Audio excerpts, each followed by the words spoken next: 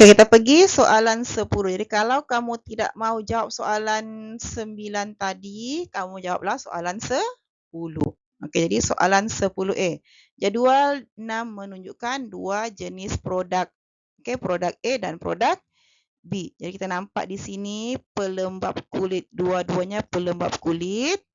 Okey, kalau kita perhatikan betul-betul dia punya bahan hampir sama kecuali di sini. Okey, yang A ada merkuri, yang A tiada merkuri, yang B ada merkuri. Jadi itu kita punya poin penting. A tiada merkuri, B ada merkuri. Okey, daripada maklumat itu yang kita dapat. Itu yang perlu kamu cari, apa maklumat yang ada. Okay, lepas itu soalannya berikan maksud kosmetik. Jadi yang kita hafal seperti dalam buku teks, kosmetik ialah bahan atau produk yang digunakan secara luaran untuk membersih, melindungi atau mencantikkan penampilan seseorang.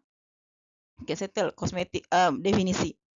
Okay, 2. Nyatakan jenis kosmetik. Berikan fungsi kosmetik itu. Jadi untuk kosmetik kita ada 3 jenis kosmetik, iaitu kosmetik rias, kosmetik perawatan dan kosmetik pewangi. Jadi untuk soalan ini dia adalah berkaitan dengan kosmetik perawatan yang digunakan bertujuan untuk rawatan pada tubuh. Okey. Tadi kita fokuskan kepada pelembab. Jadi jawapannya jenis kosmetik adalah kosmetik perawatan, fungsinya rawatan pada tubuh. Dapatlah 2 markah. Okey, jadi soalan 1 sudah, soalan kedua pun sudah. Soalan 3, sebagai pengguna yang bijak, nyatakan analisis untuk kedua-dua produk tersebut bagi memilih satu produk yang sesuai. Beri alasan anda. Okey, jadi kita ada 6 markah. Jadi kita kena bandingkan si A tadi dengan si B. Apa beza si A dengan si B? Untuk produk A tiada merkuri, untuk produk B ada merkuri. Jadi itu kita punya maklumat penting. Jadi apa kita buat? Buatlah jadual. Okey. Jadi untuk produk A tiada bahan terlarang. Okey, merkuri adalah bahan terlarang. Okey, kalau dikesan produk tersebut akan dirampas. Okey, jadi produk B pula perbandingannya mesti samalah. Kalau tiada bahan terlarang, produk B ada bahan terlarang. Pastikan perbandingan diorang tu setara. Okey, lepas tu untuk A tidak berbahaya kepada kesihatan. Okey, untuk B mestilah berbahaya. Okey, kerana boleh menyebabkan kerosakan buah pinggang ataupun sistem saraf. Okey, ini adalah keburukan merkuri. Jadi itu kita punya analisis. Okey, kita pun pilihlah. Okey, jadi pilihan kita produk A lebih sesuai digunakan, dapat 1 markah. Penerangannya 1 markah lagi kerana lebih selamat digunakan. Jadi dapatlah kita 6 markah. Okey, tapi biasanya perbandingan dia dapat 3 markah. Okey, tapi ini dia murah hati, perbandingannya dapat 6 markah. Biasanya dalam exam kiri kanan betul baru 1 markah. Okey, kalau kiri betul kanan salah tiada markah biasanya lah. Okey, tapi dia tengok juga jenis soalan. Tapi kalau soalan ni memang wajarlah dia dapat 6 soalan. 6 soalan, 6 markah. Okey, soalan 3 selesai.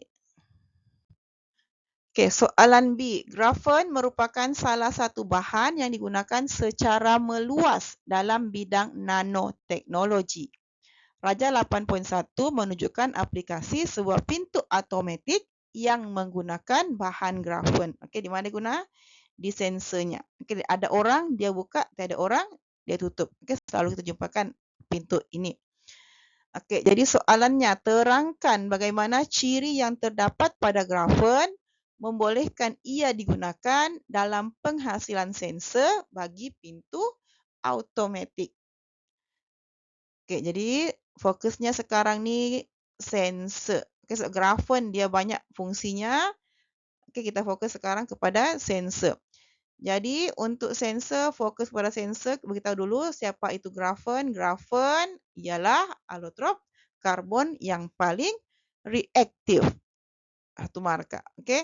Markah kedua, grafen mempunyai luas permukaan yang tinggi ataupun besar pun boleh.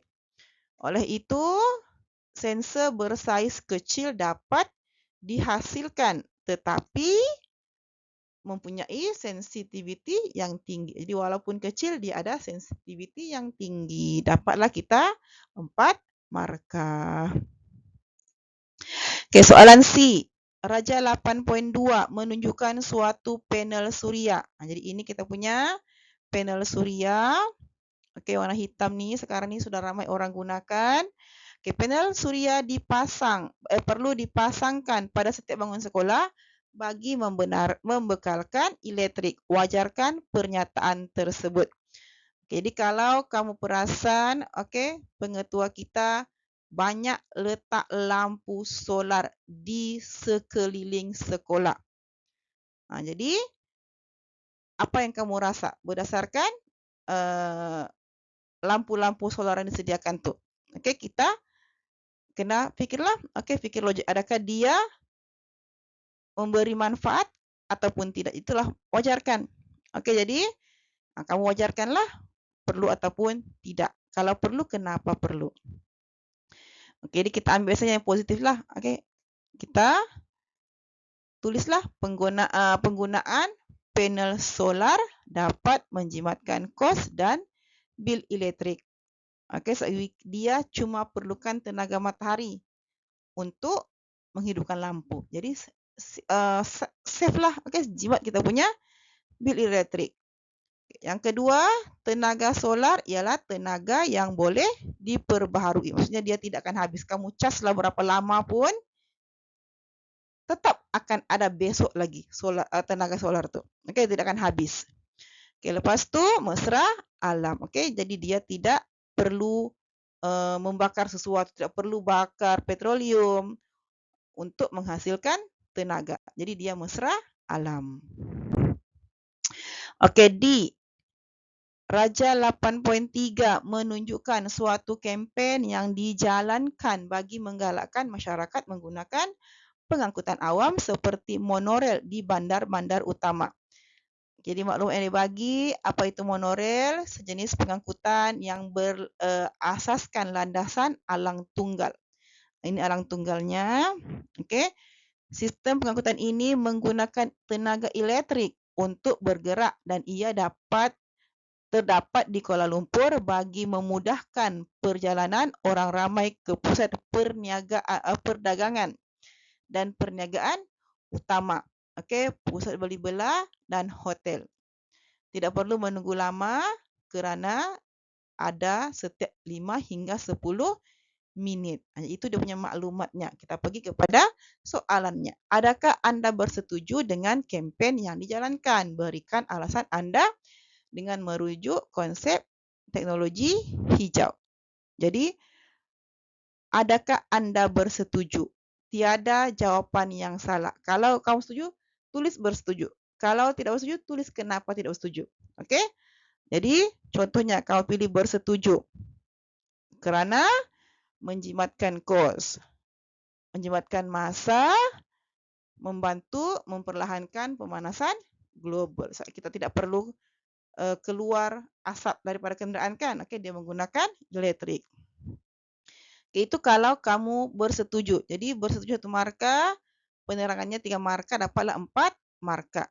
Okey, kalau kamu tidak bersetuju pun diterima. Okey, tiada halangan untuk kamu tulis tidak bersetuju. Yang penting penjelasan kamu itu logik dan masuk akal. Jadi contohnya tidak bersetuju hanya terdapat di laluan tertentu dan destinasi. Okey.